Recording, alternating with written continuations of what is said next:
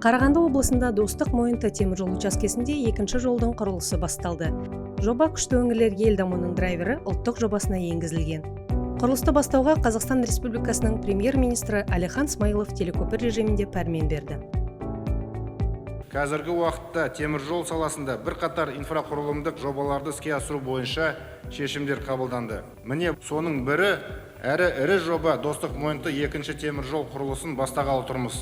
Бұл жоба осы бағытта өткізу мүмкіндігін 5 есеге арттыруға мүмкіндік береді және экспорттық тасымал мәселесін толық шешетін болады.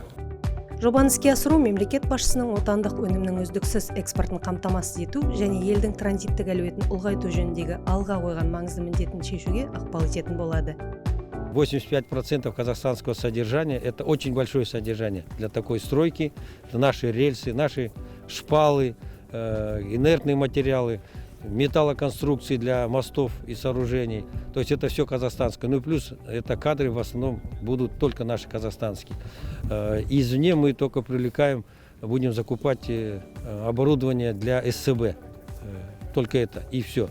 Ну и плюс, как я и говорил, мы ту нашу существующую сегодня инфраструктуру, существующие пути тоже будем модернизировать благодаря этой стройке.